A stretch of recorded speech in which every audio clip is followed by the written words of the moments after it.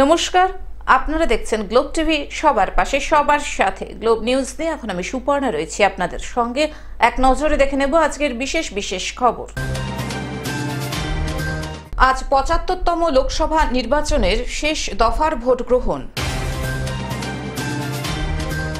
তিস্তার জল দেখতে ভিড় এলাকাবাসীর। কুসংস্কারের ছায়া আদিবাসী গ্রামে। ফিরছে করলা নদীর নিজস্ব গৌরব। আসছে বিস্তারিত খবরে। আজ ৭৫তম লোকসভা নির্বাচনের শেষ দফার ভোট গ্রহণ। আজ ৭৫তম লোকসভা নির্বাচনের সপ্তম দফা বা শেষ দফার ভোট গ্রহণ। ইতিমধ্যেই দেশের ৭৫তম লোকসভা নির্বাচনের ৬ দফার ভোট সম্পন্ন হয়েছে। আজ শেষ দফা অর্থাৎ সপ্তম দফার ভোট গ্রহণ। এই পর্বে রাজ্যে ৯টি কেন্দ্র ডায়মন্ড হারবার, বসিরহাট, জয়নগর, দমদম, বারাসাত, কলকাতা উত্তর, কলকাতা দক্ষিণ, মথুরাপুর ও যাদবপুর কেন্দ্রের প্রার্থীদের ভাগ্য নির্ধারণ হবে। ভোট গ্রহণ সম্পন্ন হলেই আগামী ৪ জুন মঙ্গলবার হবে ভোট গণনা। সেদিনই স্পষ্ট হয়ে যাবে কোন দল বা জোট আসছে দেশের পরবর্তী সরকারে, কেই বা হচ্ছেন দেশের পরবর্তী প্রধানমন্ত্রী। আমাদের চোখ থাকবে সেদিকে, আর আপনাদের চোখ থাকুক গ্লোব টিভির পর্দায়। তিস্তার জল দেখতে ভিড় এলাকাবাসীর। পাহাড়ে ভারী বৃষ্টির কারণে তিস্তার জল বেড়েছে। জল দেখতে ভিড় এলাকাবাসীর। গত কয়েক মাস ধরে একনাগাড়ে খরা পরিস্থিতি জলপাইগুড়ির বিভিন্ন এলাকায়। প্রচুর এলাকায় জলকষ্ট দেখা দেয়। পাশাপাশি জলপাইগুড়ির তিস্তা নদীর অনেক জায়গায় বিস্তীর্ণ এলাকা জুড়ে চড়াও পড়ে যায়। সম্প্রতি সমতলের পাশাপাশি পাহাড়ি এলাকাতে ব্যাপক বৃষ্টি হয়। তার জেরেই জলপাইগুড়ির তিস্তা নদীতে বুধবার সকাল থেকেই জল বাড়তে শুরু করেছে বলে জানান এলাকাবাসীরা। স্থানীয় বাসিন্দা নির্মল বিশ্বাস বলেন, পাহাড়ে ভারী বৃষ্টি হওয়ায় তিস্তায় জল বেড়েছে। গজলডোবা ব্যারেজ থেকে জল ছাড়া হয়েছে, যার দরুন তিস্তার চড়া জায়গাগুলিতে জল জমতে শুরু করেছে। তবে বৃষ্টি হওয়ায় সাময়িক স্বস্তি পেয়েছি। বাদাম ভুট্টার ক্ষেত্রে ক্ষতি হলেও অন্যান্য সবজির ক্ষেত্রে খুবই ভালো হয়েছে বলে তিনি জানান। আজকে হঠাৎ করে, কালকে তো জলে একদম শুকনো ছিল, আজকে হঠাৎ করে সকাল থেকে যে ওই ১০-১৫ মিনিট হলো, এখন থেকে একদম পুরো নদী ভরে গেল। বলছি যে গতকাল অনেকদিন ধরে তো একটা বৃষ্টির একটা খরা ছিল, সেখানটায় গতকাল রাতে প্রচুর পরিমাণে বৃষ্টি হয়েছে। কতটা স্বস্তি লাভ করেছেন আপনি? না, এখন স্বস্তি লাভ করছে মানে এত গরম থেকে মোটামুটি একটা স্বস্তির রাস্তায় চলে আসছে এখন ওয়েদারটা। তারপর একটা ক্ষতির দিকও আছে, সেরকম যে সবাই ভুট্টা, ধান, এগুলো নিয়ে এখন প্রচন্ড চাপের মধ্যে আছে। অনেক কৃষি ক্ষেত্রে তো আবার জলেরও একটা প্রয়োজন ছিল, সেক্ষেত্রে প্রয়োজন যেরকম পাটের ক্ষেত্রে প্রয়োজন ছিল, কিন্তু ভুট্টা, ধান এগুলো তখন কাটার সিজন চলে আসছে।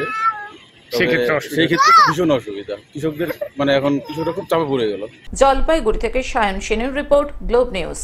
কুসংস্কারের ছায়া আদিবাসী গ্রামে। আদিবাসী গ্রামে ফের কুসংস্কারের ছায়া। গ্রামের তৃণমূল পঞ্চায়েত সদস্যা অসুস্থ বেশ কিছুদিন ধরে। কারণ খুঁজতে উঠে এসেছিল গ্রামেরই এক মহিলার নাম। এ নিয়ে গ্রামে সভাও হয়। সভার নিদানে ওই মহিলাকে ডাইনি হিসেবে চিহ্নিত করে আদিবাসী সমাজ। আমরা বুঝলাম আমার মায়ের ভুলটা, যে হ্যাঁ যদি সত্যি হয়ে থাকে আমরা বুঝতে পারছি। বলছি কি আমার মা ফোকসি না কি সবকিছু করছে, যে কোনো রোগ হচ্ছে, যে কোনো অসুবিধা পড়ছে, তারা সবকিছু না কিনা আমার মা করছে, খারাপ করছে, ওইভাবে বলছে ফোকসিন, ডাইনি আর কি আছে বলে অভিযোগ। এক্ষেত্রে মুখ্য ভূমিকা নিয়েছিল ওই পঞ্চায়েত সদস্যা ও তার তৃণমূল নেতা স্বামী। লোকজনকে সঙ্গে নিয়ে তারা ওই মহিলাকে নিয়ে যান পাশের গ্রামের এক গুণিনের কাছে। সঙ্গে নিয়ে যাওয়া হয় প্রতিবেশী আরও এক মহিলাকে। অনেকটা সময় ধরে টুকটাকের পর গুণিন ওই মহিলার 2 কানে লোহার শিকের খোঁচা দিয়ে তাকে আরও একবার ডাইনি ঘোষণা করেন। এরপরেই পঞ্চায়েত সদস্যার স্বামী ও দলের লোকজন মহিলাকে বেধড়ক মারধর করেন বলে অভিযোগ। এবার ওকে আমরা জিজ্ঞাসাবাদ করি, ও ভয়ের জন্য কিছু বলছিল না, মারধর প্রচণ্ড করা হয়েছিল। গ্রামবাসীরা, ওখানকার একজন টিএমসির মেম্বার ছিলেন, ওনারাও সবাই মিলেই ওকে মারধর করেছে। এবার ওনাকে খুন করার হুমকি দেওয়া হয়েছিল। পঞ্চায়েত সদস্যার স্বামী ডাইনি ঘোষিত মহিলার গলা টিপে খুনেরও চেষ্টা করেন। তাকে বাঁচাতে গিয়ে ব্যাপক মার খেতে হয় প্রতিবেশীকেও। পরদিন ফের তাদের দুজনকে অর্ধনগ্ন করে মারধর করা হয়। অসুস্থ হয়ে পড়েন তারা। শেষ পর্যন্ত পুলিশ তাদের উদ্ধার করে স্থানীয় গ্রামীণ হাসপাতালে নিয়ে যায়। ঘটনাটি পুরাতন মালদা ব্লকের একটি গ্রামের। আমি শুনেছি গত পরশু দিনের ঘটনা, গতকালকে পুলিশে অভিযোগ হয়েছে। অভিযোগ করেছেন যে তাকে নাকি ডাইনি অপবাদ দিয়ে মারধর করা হয়েছে। দেখুন, এই ধরনের মানে ভিত্তিহীন একটা অভিযোগ যেটা ডাইনি অপবাদ, এটা কিন্তু আমি বা আমাদের রাজ্য সরকার এটাকে প্রশ্রয় দেয় না। পরের অভিযোগ আরো মারাত্মক। ঘটনার পুঙ্খানুপুঙ্খ বিবরণ দিয়ে ডাইনি চিহ্নিতা নিগৃহীতা মালদা থানায় লিখিত অভিযোগ দায়ের করতে চান, কিন্তু কর্তব্যরত পুলিশ অফিসার তার সেই অভিযোগপত্র গ্রহণ করেনি। তিনি সাফ জানিয়ে দেন, অভিযোগপত্রে ফাসকিন শব্দটি থাকা চলবে না। বাধ্য হয়ে পুলিশের কথা মতো দ্বিতীয়বার অভিযোগপত্র লিখতে বাধ্য হন নিগৃহীতা। এই ঘটনায় গ্রামের গুণিন সহ 17 জনের বিরুদ্ধে অভিযোগ দায়ের করেছেন তিনি। এটা সম্পূর্ণ মিথ্যা রটানো হচ্ছে, তাই নাকি রটাচ্ছে। তবে আমাদের এরা কয়েকজনের মধ্যে না, আমরা পুরো পাড়া প্রতিবেশী মিলে গ্রামের ভালোর জন্য পুজোর জন্য গিয়েছিলাম। ওখানে একটা ধাক্কাধাক্কি হতে পারে, এর চেয়ে বেশি হয়নি। যদিও এই ঘটনার তীব্র নিন্দা করেছেন সংশ্লিষ্ট অঞ্চলের প্রধান এবং মালদা কেন্দ্রের বিজেপির বিধায়ক গোপাল চন্দ্র সাহা।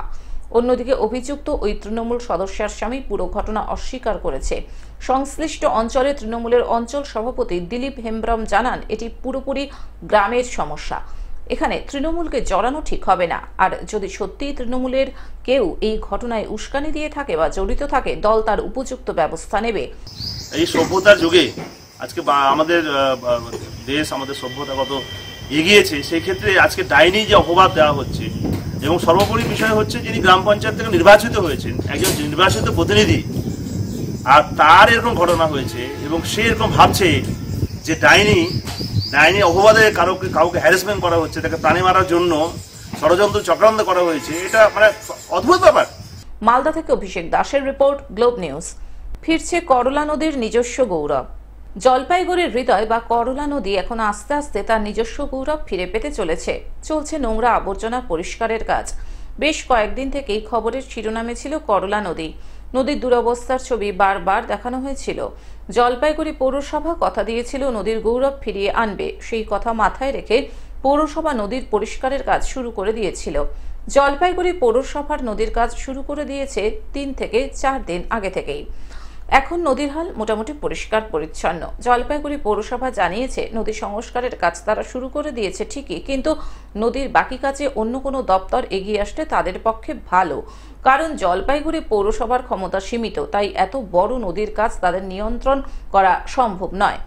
তবে এখন জলপাইগুড়ি করলা নদীর হাল আস্তে আস্তে ফিরছে।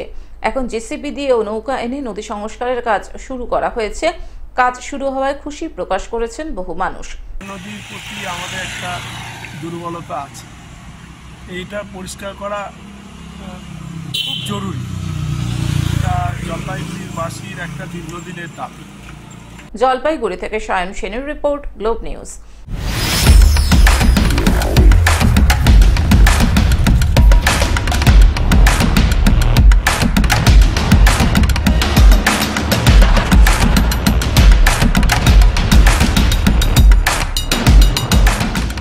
এবারও 7 দফায় দেশে লোকসভা নির্বাচন। 19 এপ্রিল থেকে আগামী 1 জুন পর্যন্ত চলবে ভোট গ্রহণ পর্ব।